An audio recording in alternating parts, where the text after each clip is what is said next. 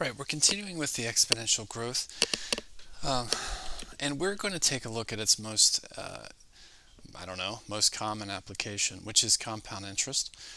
Now, if you see this formula here, you're thinking, oh boy, this is something totally overwhelming, but it is just the exponential formula.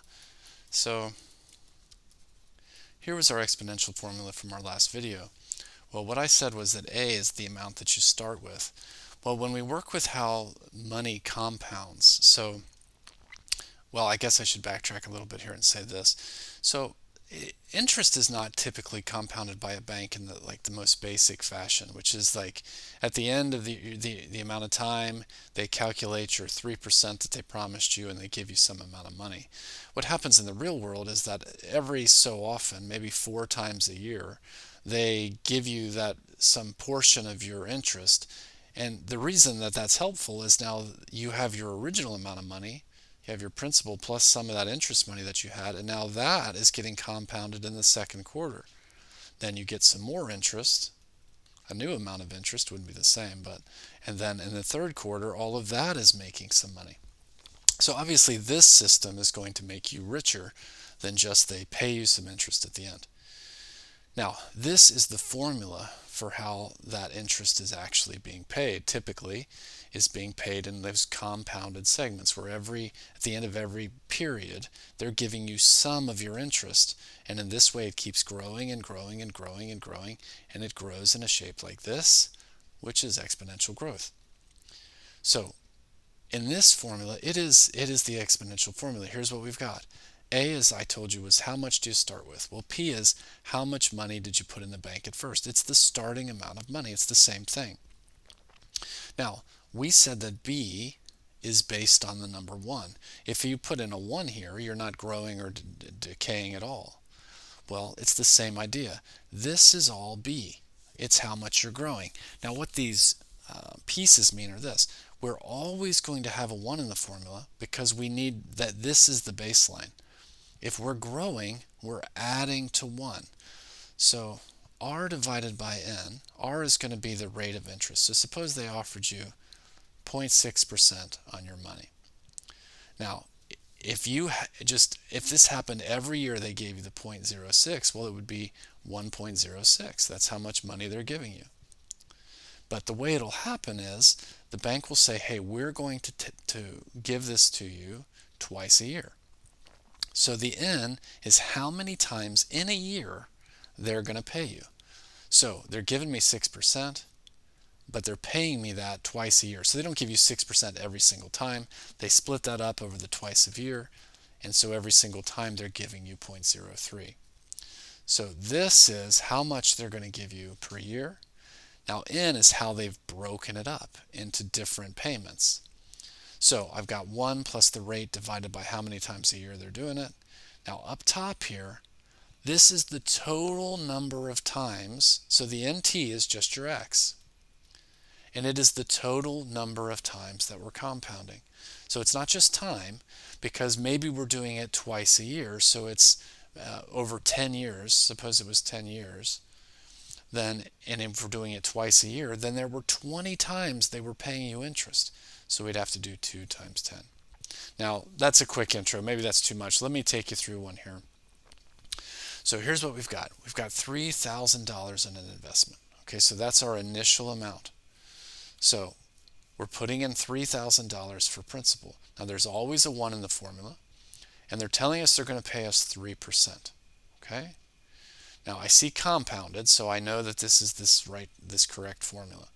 So I've got 3%, and it's done quarterly. So quarterly is how many times a year are they going to pay you? Well, that's 4. So I'm going to put 0.03 here divided by 4. Now up here is the total number of times they're going to pay us. Now it isn't just 10. It can't just be the 10 years that we're doing this, because they're paying us 4 times a year. So it's 4 times the 10. Now I've got everything in here. We want to know how much are we going to have at the end of 10 years. Well, we're accounting for splitting that rate up 4 times a year, but we're also accounting for the fact that there's 4 payments every year as well.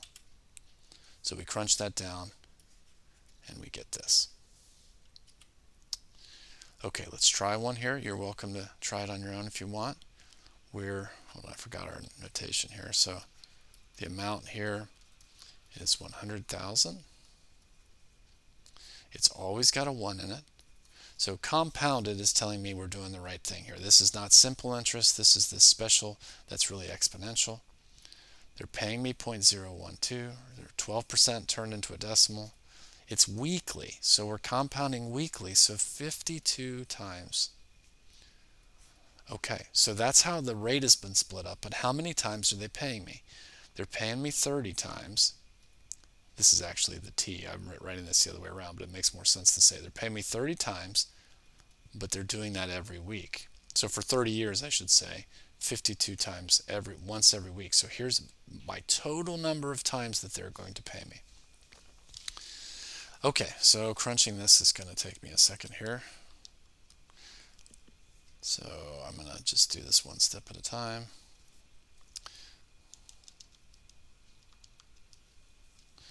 Okay, so I did all this in here. I got 1.0023, and 30 times 50 gets me 1560. Okay, so I've got 1.0023.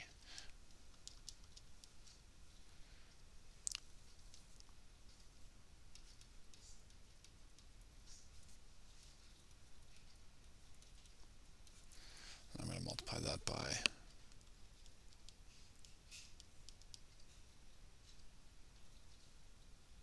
100,000. Okay. So sorry, I'm crunching this. You could probably have done this a lot faster, but here's how much I'd have. Wow. Yeah, so I'm wondering why we have so much. So we have $3 million. 12% interest is an enormous amount. And then compounding it every week, this is a lot. So 30 years at 12%, that's really good. So your money has doubled several times. Okay, so let's go through another one here.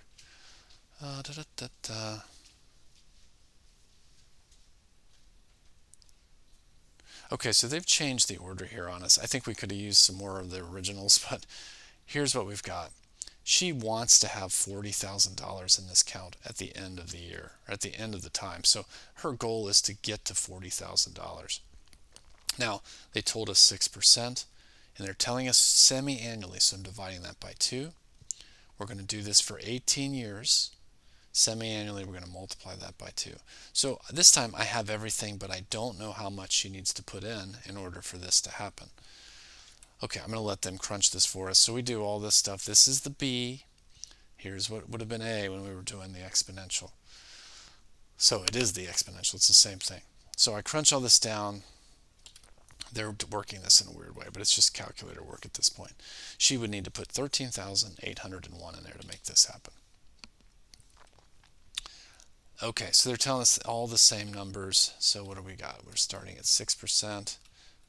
She needed, sorry, I'm jumping around here. She needed 40,000 in there.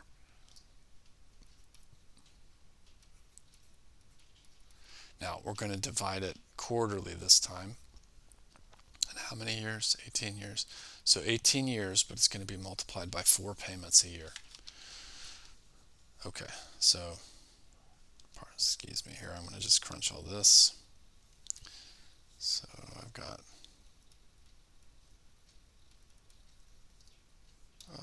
messed up my pen.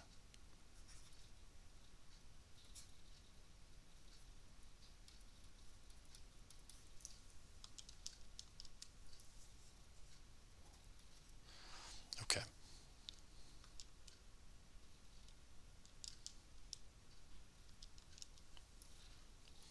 Sorry for that big pen mark running across the page.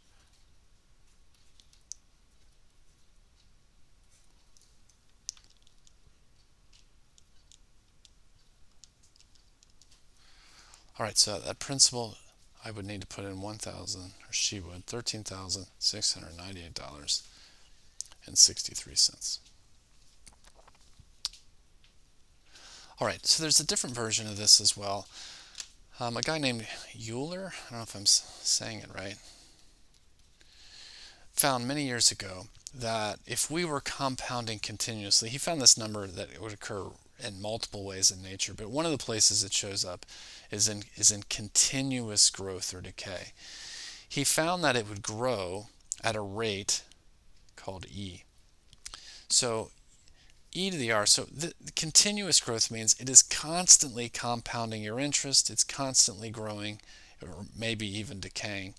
And so it's following the same pattern. So again, exponential growth is this. This is the same thing once again. So A is our initial amount, but this time B is the e to the r. That is the rate of growth.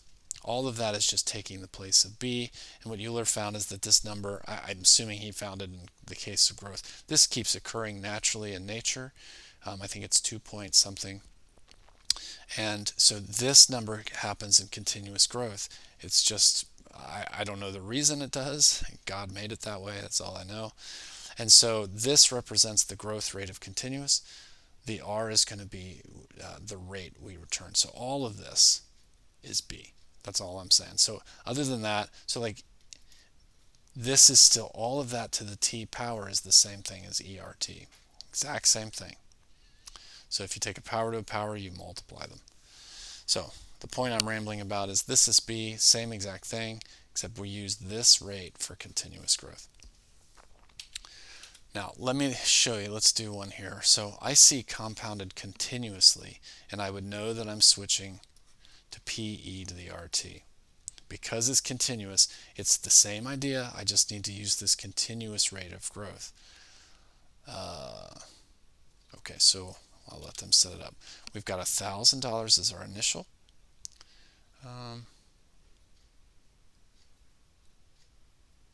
Okay, so this is a little strange because they told us at the end of 1 year. So T is 1. So T is 1, so it's going to do nothing essentially. And my rate of growth is 10%. Now, what's a little different about this is we don't have the 1.1 in there. The R is just going to be the rate of growth. So it's going to be a positive 0.1. And what we're going to see in a minute is decay works more naturally like you would think. In the exponential, if your B was less than 1, you're actually decaying. But in exponential, if you're decaying, you actually have a negative rate of growth. You literally put the negative. I think we'll see that on the next slide. So once again, she started with 1,000. I'm seeing compounded continuously, so I've switched to E. My rate of growth is 0.1. Got to make it a decimal. T is 1, so it's not going to do anything. Now E is a button on your calculator. Where is it on mine? On mine, it's above the natural log button. And so I would crunch this on my calculator, come out to this. Okay, let's try one here. I see compounded continuously, so I've switched to P equals ERT. So I've got 100,000. Interest rate is 0.12. Now how long? So we're constantly compounding, but we're doing it for 30 years. Oh, I'm sorry, I've done this wrong. P equals, sorry, PE to the RT. So the amount equals the 100,000. Our rate is 0.12, and we did that for 30 years. There we go. That's more like it. Okay, so here's my rate. I'm going to crunch all of this exponent first by the order of operations.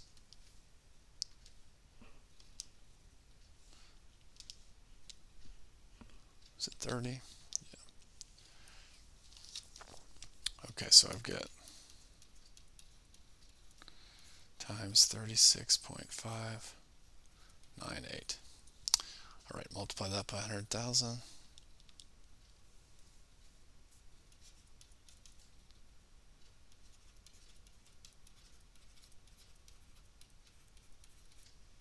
Okay, we get a lot. 3 million. So again, this is that huge interest rate, and it's being compounded continuously. I don't know if this is the same problem before, but because if you're compounding continuously, we'd make even more than we did before. But this is going to make a lot of money. Yeah, I think it is, except we're compounding continuously. So if you check that with the last number, we've got even more money because of the continuous growth. Okay, Now, we're going to do decay here, and this is what I was hinting at before. Decay is going to be more natural. So on exponential, when we have ab to the t, the b here is the one accounting for growth or decay. By being less than 1, we're decaying. But here, it works more like you would think it would. We're decaying at 17.3%. So my rate is negative for decaying at 0.173. We start with 100 of this. Let's see. And what was how many years? Oh, it's day. Okay, so this is decaying per day. So my rate here is 17.3% per day. So the time needs to match it. So if this is per day, just make sure that your time is in the same unit. So it's 3 days. So we match here. So now I'm just plugging it in. And this is going to tell me how much would be left. We started with 100 milligrams of this. It's constantly decaying. At the end of that time, I'd have 59.5 milligrams. Okay, is this my last one? Yeah, same thing, but they want to know how much will remain after 1 year. So I got to take my numbers over here. So we start with 100. We're decaying at 0.17, what was it? 3. And now we're doing 365. So my unit needs to match. This was a decay rate per day, so I need my time to be in the same unit. Okay, so we've got the amount equals this. Okay, so this is all set up. You probably don't need to see me crunch this, but I'll do it anyway.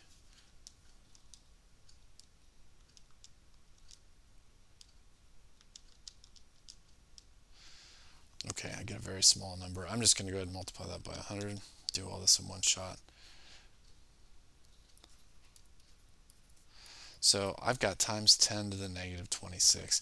So with this decaying so much, so quickly, at the end of a year, there's almost nothing left. You'd have this left. So a very, very tiny number, basically almost zero. So remember, negative 26 would mean you're moving this over 26 times, so very, very small. Okay, so that is how we turn exponential growth into the formula for compound interest, and how we turn it into continuous growth or decay. And so hopefully that makes sense. There's a lot of plugging and chugging. You just have to understand that if you see compounded quarterly, compounded yearly, you're using the compound interest formula, and if you see compounded continuously, you're switching over to PERT.